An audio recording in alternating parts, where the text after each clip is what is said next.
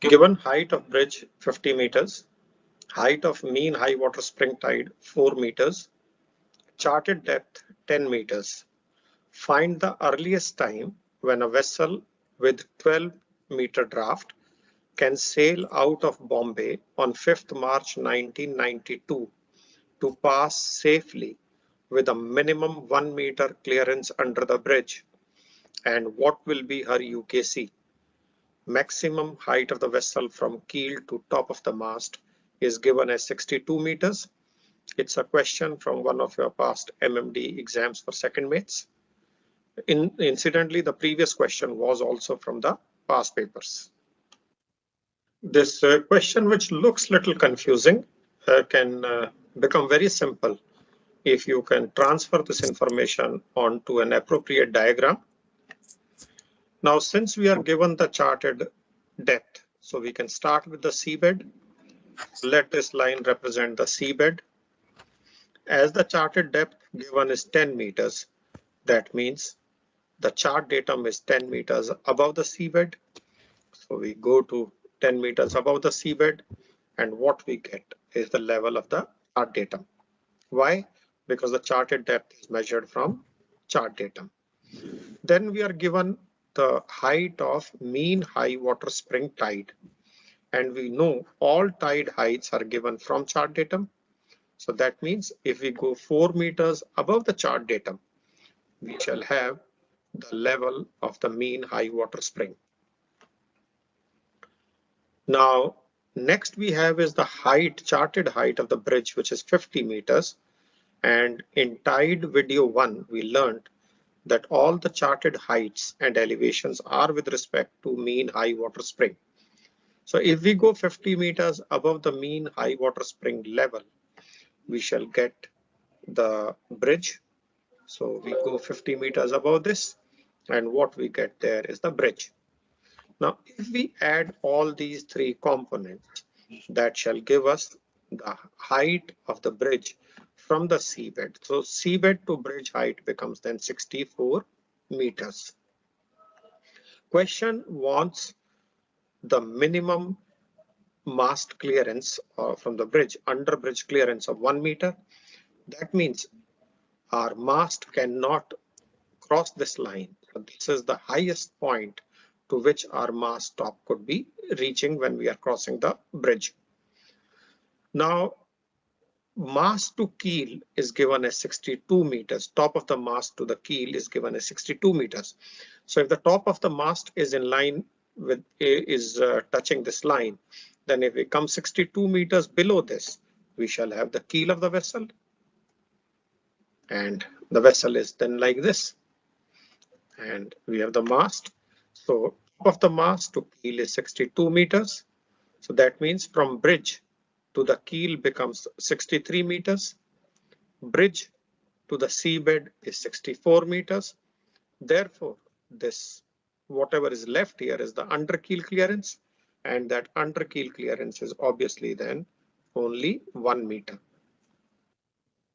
Okay, so beta, we had done up to here in the last lecture.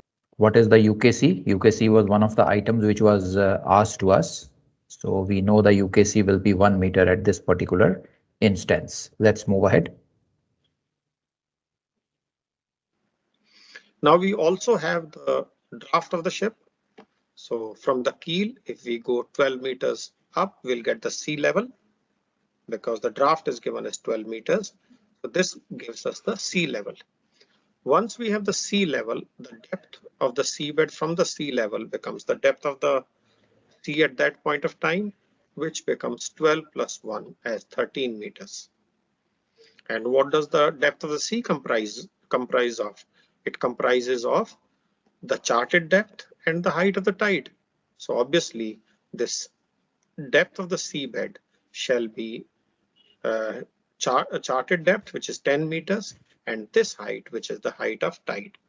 So that means when the vessel crosses this bridge with the under bridge clearance of 1 meter, that time the height of tide required shall be 3 meters, and UKC then would be 1 meter. So once this entire information has been put into this diagram, Now our question translates simply to find the earliest time on 5th March when the height of tide is 3 meters. And at that point of time, the UKC shall be 1 meter. Okay, so is this clear, beta? The question is simplified now. We need to find the earliest time when the height of tide is 3 meters. That satisfies our criteria. Draft of the vessel, obviously, in this case is 50 meters, which is the distance from sea level to the top of the mast. So we are now required to find the earliest time on 5th March 92 when the height of tide is 3 meters.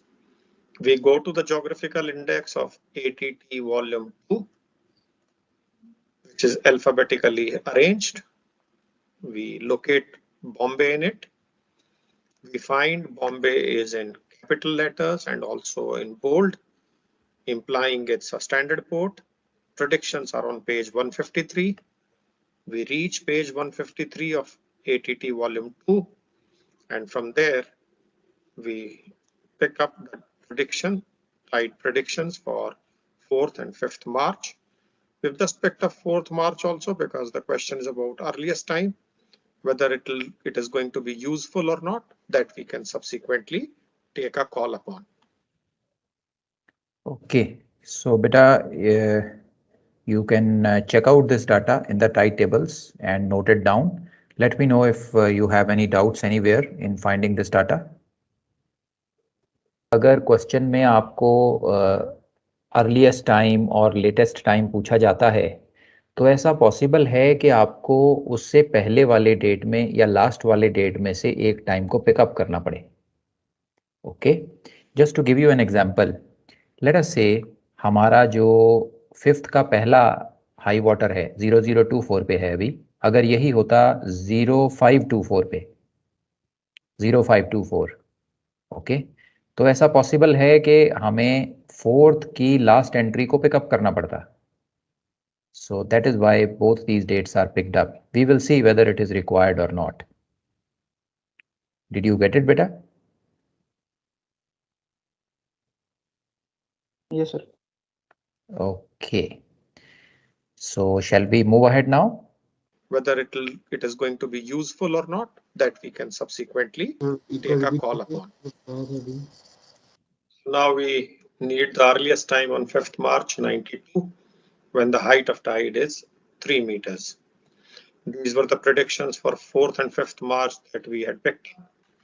Now on inspecting this, we see that at 0024 hours, it's high water, which is more than 3 meters, and then it's a ebbing tide. So obviously during the ebb, when it becomes 3 meters, that is the earliest time when the vessel shall have a under bridge clearance of 1 meter. Why? Because if the tide is higher than 3 meters, then the under bridge clearance shall obviously be reduced.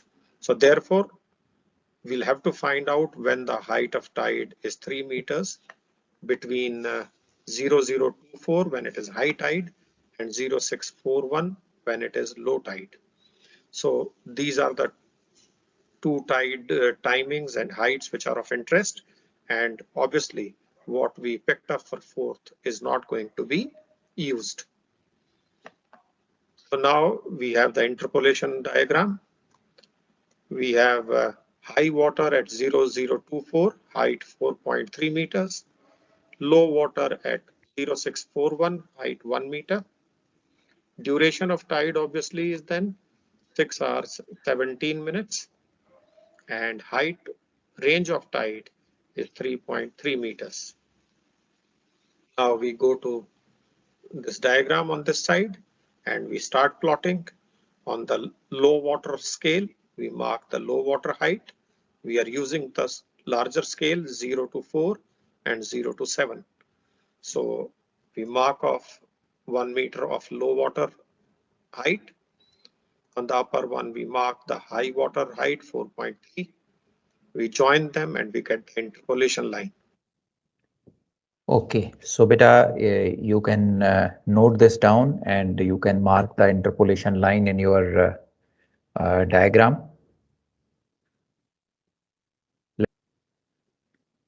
हमने इस diagram में देखा कि अगर हमारी 3 metre की height of Tide है तो 1 मीटर की क्लियरेंस हमें मिल रही है। ओके, अब यस सर। लेट अस से ये 3 मीटर की हाइट जो है ये आ रही है, मान लेते हैं सुबह 4 बजे आ रही है, 0400, करेक्ट। और यस। ये फॉलिंग टाइड है, फॉलिंग टाइड। ओके, सो 3:50 पे जो हाइट ऑफ टाइड है वो 3 मीटर से ज्यादा होगी क्योंकि फॉलिंग टाइड है ये, राइट। Yes sir. 3:50 पे हो सकता है ये हाइट ऑफ टाइड हो 3.1 मीटर, तो हमारी ब्रिज क्लियरेंस अभी बनी नहीं, ब्रिज क्लियरेंस कम है। एग्जैक्टली 4 बजे हाइट ऑफ टाइड हो गई 3 मीटर, हमारी ब्रिज क्लियरेंस बन गई 1 मीटर की। अब ये अर्लीस्ट टाइम है जब हम निकल सकते हैं। ओके, अब अगर आप फ्लड टाइड का केस ले लो, मान लो फ्लड टाइड हो रहा है, फ्लड टाइड में कभी भी अर्लीस्ट टाइम नहीं मिलेगा। क्यों नहीं मिलेगा, अभी देखते हैं। लेट अस से हम किसी पोर्ट, इस पर्टिकुलर पोर्ट में हैं और फ्लड टाइड है, सुबह के 4 बजे का टाइम है, टाइड की हाइट जो है वो 3 मीटर है, तो 3 मीटर का मतलब है हम निकल सकते हैं। अगर आधे घंटे पहले की वैल्यू देखें, 3:30 की वैल्यू देखें, तो फ्लड टाइड का मतलब है कि आधे घंटे पहले की वैल्यू इससे कम होगी, 2.5 मीटर की वैल्यू होगी टाइड की, 2.5 मीटर। अब अगर टाइड 2.5 मीटर है तो क्लियरेंस तो बेटा फिर भी बनी रही है ना, क्लियरेंस तो 1.5 मीटर हो गई है, सो हम अभी भी निकल सकते हैं। ओके सर, इस केस में हम बस ब्रिज क्लियरेंस देख रहे हैं कि 1 मीटर कब होगा। राइट, जब भी कभी ब्रिज क्लियरेंस की बात आएगी, अर्लीस्ट टाइम पूछा जाएगा तो फॉलिंग टाइड में ही मिलेगा। Okay sir. Sir question okay, में एक्चुअली दोनों चीज दी है ना कि 1 मीटर क्लियरेंस और 1 मीटर यूकेसी। नहीं बेटा, 1 मीटर यूकेसी चाहिए नहीं, क्वेश्चन में सिर्फ पूछा गया है कि यूकेसी कितनी होगी। देखो, to pass safely with minimum 1 metre clearance under the bridge, ये कंडीशन मीट करनी है। And what will be her UKC, उन्होंने बोला नहीं है कुछ कि हमें इतनी यूकेसी मेंटेन करनी है, उन्होंने सिर्फ पूछा है कि इस टाइम पे यूकेसी कितनी होगी। ओके सर, क्लियर है सर अब। हाँ, अगर वो हमसे ये बोलते कि भाई 1 मीटर की यूकेसी मेंटेन करनी है, ओके, सो फिर उस केस में क्वेश्चन बदल जाता बेटा। ये सर, फिर हम उसमें राइजिंग टाइड रहते हैं ना सर। राइट, फिर उसमें राइजिंग टाइड हो जाता, क्योंकि फॉलिंग टाइड में आपने अगर 1 मीटर की यूकेसी को लिया तो फिर उस टाइम के बाद तो आप जा ही नहीं पाओगे ना, आपकी यूकेसी कम हो जाएगी, तो लेटेस्ट टाइम मिलेगा फॉलिंग टाइड में यूकेसी के कंपैरिजन में। Okay sir. ओके, ओके, सो बेटा यहाँ तक इंटरपोलेशन लाइन तक एवरीथिंग, एवरीबॉडी कंफर्टेबल। सर एक लास्ट क्वेश्चन है सर। हाँ, बोलो बेटा। जैसे कि ज्योग्राफिकल इंडेक्स में मुंबई और बॉम्बे दो अलग अलग चीज़ है। क्वेश्चन में मुंबई दिया हुआ है हमें और ज्योग्राफिकल इंडेक्स में बॉम्बे है। ऐसी कोई सिचुएशन भी आ जाएगी सर एग्जाम में? आनी नहीं चाहिए बेटा, क्योंकि जो मुंबई नाम चेंज हुआ था, Bombay to Mumbai, that happened after 1992, तो आपके केस में यहाँ पे बॉम्बे ही होगा, मुंबई नहीं होगा। ओके सर, बट किसी और दूसरे पोर्ट पे, कोई यूरोप का पोर्ट है या फिर कोई भी दूसरा पोर्ट जिसमें ऐसे हो गया हो, तो हम्म, हम कैसे ढूंढेंगे? कंफ्यूजिंग होगा ना सर ये तो बहुत। बेटा आपको तो जो नाम क्वेश्चन में दिया गया है उसी नाम से जाके पोर्ट को ढूंढना है, और आपको वो पोर्ट ज्योग्राफिकल इंडेक्स में मिल जाएगी, आपने उसे वहां से पिक कर लेना है। इसमें कंफ्यूजन कहाँ आएगा बेटा, बताओ मुझे। सर जैसे कि एक क्वेश्चन जो हमने शायद सबसे पहला किया था, उसमें क्वेश्चन में मुंबई दिया हुआ था और मैं मुंबई ढूंढ रहा था। मैंने तीनों वॉल्यूम में ढूंढा, कहीं पे भी नहीं मिला। उसके बाद फिर मैंने बॉम्बे सर्च कौन, किया। बेटा कौन सा क्वेश्चन जो हमने किया था क्लास में? Yes sir. मैं पीछे ले जाता हूँ बेटा, पहले ये कंप्लीट कर लेते हैं क्वेश्चन, फिर उसके बाद we will look at Mumbai, we will see that question, okay. Okay. Okay sir. Otherwise otherwise we will lose track, पहले इसको कंप्लीट कर लेते हैं। हमने अभी इंटरपोलेशन लाइन बना ली है, बेटा if everybody is okay, shall we move ahead now? Interpolation line से आगे. line. Now we need the time when the height of tide shall be 3 meters. So 3 meters is the required height of tide. From 3 meters, we come vertically downwards till we hit the interpolation line. Once we have hit the interpolation line, we go to the right horizontally and we decide whether to stop on the left or the right. Now, on inspecting our tides, we find that it's a ebbing tide. That means our event or occurrence shall be after high water.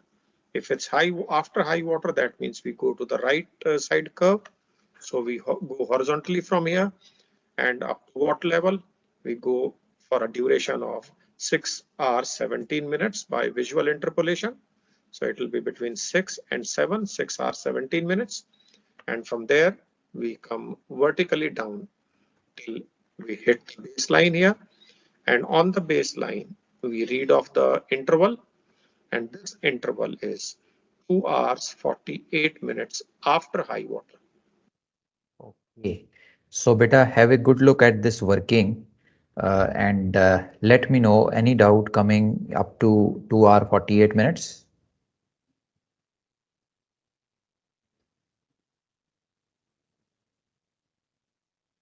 So 2 hours 50 minutes.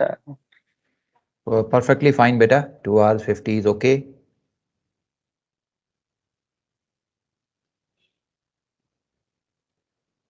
Okay, sir. Okay. Sir इसमें अभी कर रहा है Ebbing हो रही है तो एक वो समझाना सर. बेटा अपना डाउट बताओ मुझे, क्या चीज समझ में नहीं आ रही है?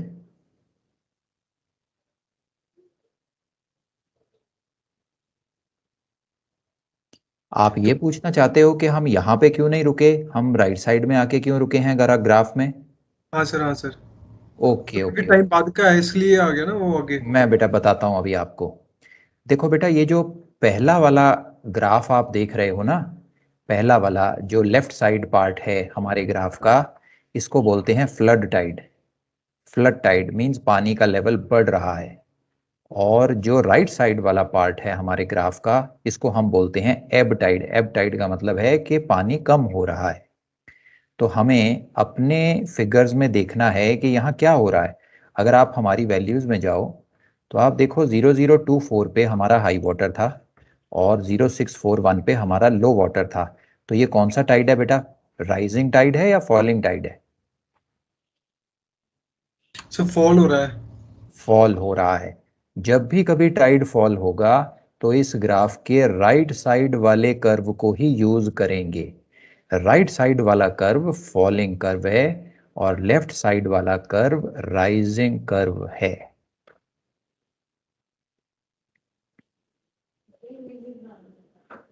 और सर तीनों में से ड्यूरेशन वाली लाइन कौन सी लेंगे? ओके, सो वेरी गुड बेटा. अब देखो, हमने 3 मीटर से शुरू किया, हम नीचे आ गए इंटरपोलेशन लाइन पे. फिर इंटरपोलेशन लाइन से हम हॉरिजॉन्टली चलते गए. अब जब हम हॉरिजॉन्टली यहाँ पे पहुंचेंगे तो हमें 3 लाइनें मिलेंगी. 1 2 3. Are you able to see the cursor बेटा? Yes sir. सो अब बेटा, इसमें जो सबसे पहली लाइन हमें मिल रही है वो है 5 आवर्स की लाइन. देखो नीचे 5 आवर्स लिखा हुआ है. जो दूसरी लाइन मिल रही है वो है 6 आवर्स की लाइन और जो तीसरी लाइन मिल रही है वो है 7 आवर्स की लाइन. अगर हमारी ड्यूरेशन 5 घंटे की होती तो हम पहली लाइन पे रुक जाते.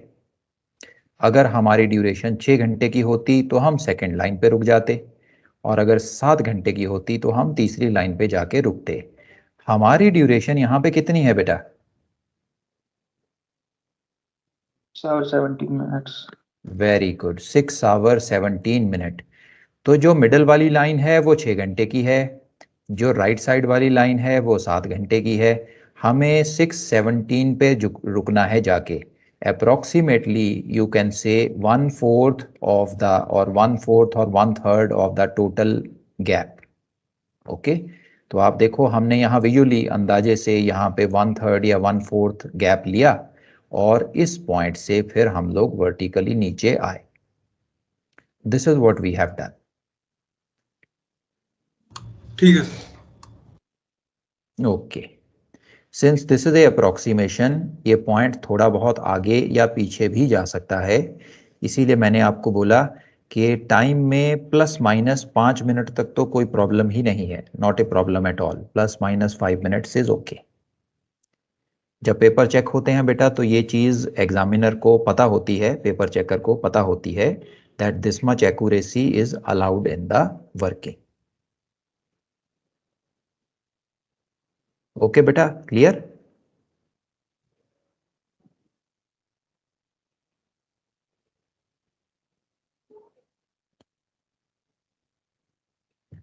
Very good.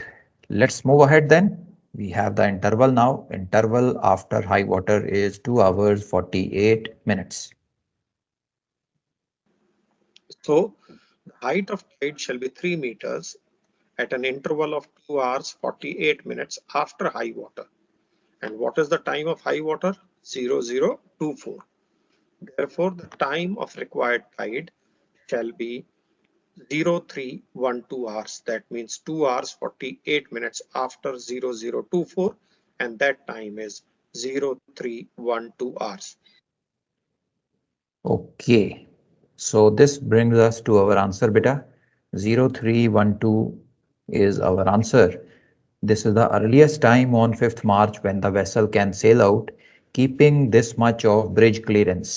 अब मुझे एक बात बताओ, अगर ये जहाज 3:12 से पहले उस ब्रिज को क्रॉस करता है तो क्या होगा? लेट अस से 3 बजे अगर ये क्रॉस करेगा तो क्लियरेंस का क्या होगा बेटा? कम होगी, ज्यादा होगी, क्या होगा?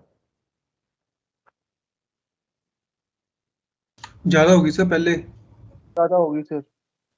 ओके, सो 3 बजे अगर हम इस ब्रिज को क्रॉस करते हैं तो क्लियरेंस ज्यादा होगी ब्रिज से?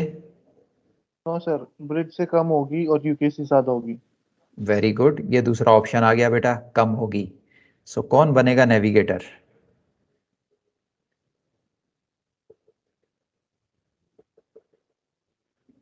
ये दो ऑप्शन आपके सामने हैं. 3 बजे क्लियरेंस कम होगी 1 मीटर से या 3 बजे क्लियरेंस ज्यादा होगी 1 मीटर से? कम होगी सर. ओके, कम होगी. तो 3 बजे हाइट ऑफ टाइड जो है वो 3 मीटर से ज्यादा होने वाली है, because it's a falling tide. Okay, falling tide, पानी का हाइट जो है वो कम हो रहा है. सो अगर आप 3 बजे ब्रिज को क्रॉस करते हो तो आपकी हाइट ऑफ टाइड 3 मीटर से ज़्यादा होगी. अगर हाइट ऑफ टाइड 3 मीटर से ज़्यादा होगी तो शिप और ऊपर चला जाएगा ना. शिप ऊपर जाएगा तो आपकी ब्रिज से क्लियरेंस कम हो जाएगी. सो अगर आप 3:12 से पहले उस ब्रिज के अंडर से क्रॉस करोगे तो आपकी क्लियरेंस कम हो जाएगी. आप 3:12 से पहले वहाँ से क्रॉस नहीं कर सकते. अच्छा, अगर आप 3:12 के बाद क्रॉस करोगे, लेट अस से आप 3:30 पे क्रॉस करते हो तो क्लियरेंस का क्या होगा?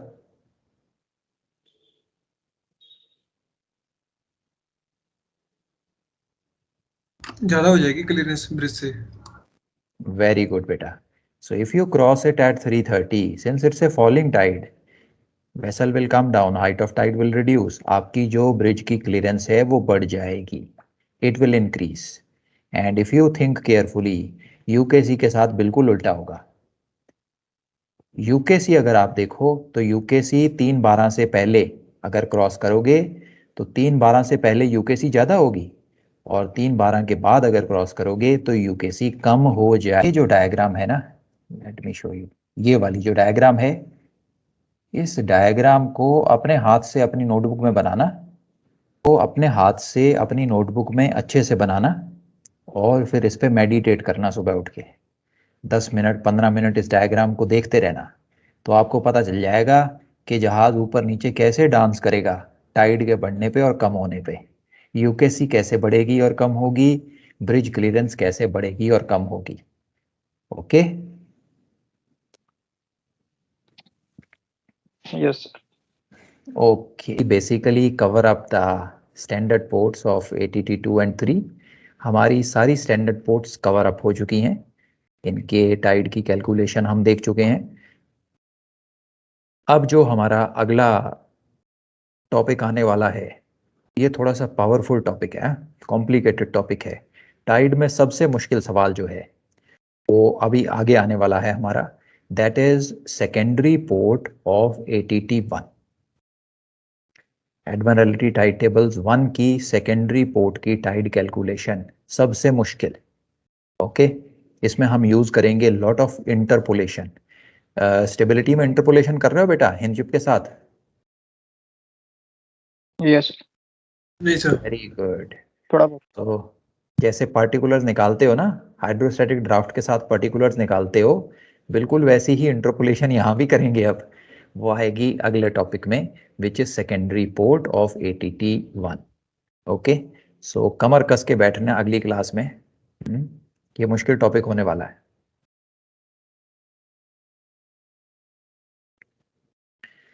ओके, सो अब बेटा let's come back. You were saying हमने एक एग्जांपल की थी जिसमें मुंबई था। Let me see, I will show you the screen again. Vessel draft, forward draft 7 meter, aft draft 8 meter. Okay Wants to बेटा, clear a bar. Okay okay okay okay okay okay okay okay, हाँ तुम सही बोल रहे हो बेटा। ये इन्होंने यहाँ पे हमें मुंबई पोर्ट दिया हुआ है। अब हम ATT में जाएंगे तो मुंबई पोर्ट तो मिलेगा नहीं, वहां तो बॉम्बे मिलेगा, राइट? Yes sir. बिल्कुल सही डाउट है तुम्हारा।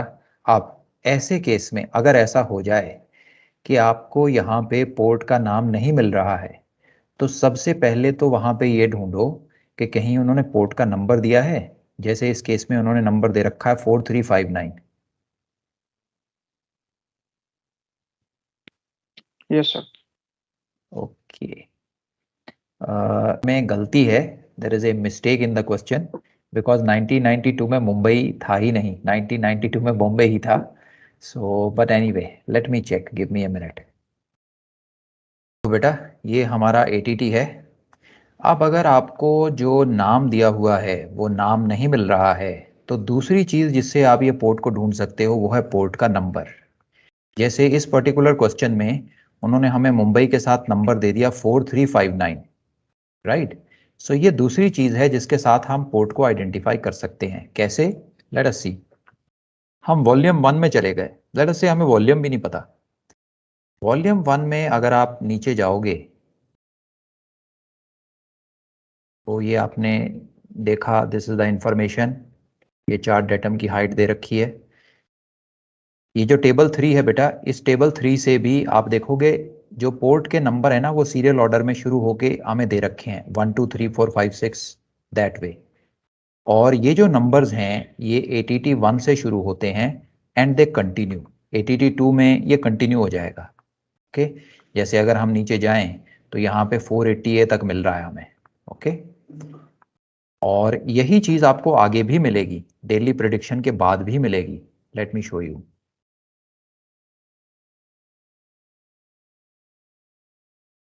ये डेली प्रिडिक्शन यहाँ पे खत्म हो गई है हमारी ATT 1 की। इसके बाद आपको बेटा मिलेंगे ये डाटा आइटम्स मिलेंगी, पोर्ट का जो डाटा है ना, ये डाटा आइटम्स आपको मिलेंगी। सो इन डाटा आइटम्स को भी अगर आप ध्यान से देखोगे तो ये भी सीरियल ऑर्डर में दिए गए हैं, जैसे 72 73 74। अब आप बोलोगे सर ये 72 से पहले वाले कहाँ गए? वो बेटा पेजेस मिस हो रखे हैं बीच में, that is why they are not there. अगर सारे पेज होते तो आपको ये भी 1 से ही शुरू होते मिलते। सो अगर आप नीचे जाओ तो आप देखोगे कि ये भी हमें यहाँ पे, हाँ ओके, देखो ये this number goes up to 1500 1600। ये देखो बेटा 1998 तक चला गया ये नंबर इन वॉल्यूम 1। सो अगर हमारी पोर्ट वॉल्यूम 1 में होती तो हमें यहाँ से 1998 तक इसका नंबर मिल जाता, पर हमारा नंबर कितना है? हमारा नंबर है 4359। So let's now go into ATT 2। ATT 2 में चलते हैं अब। I am going down now.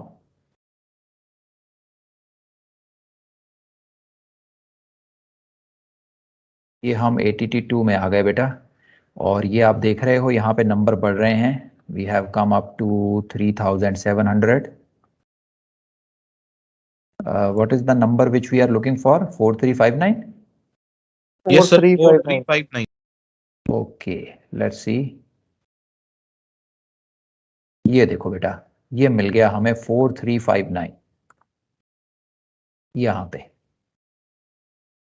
So this also tells you this is the port which they are referring to. Okay बेटा? Okay, sir. 4359.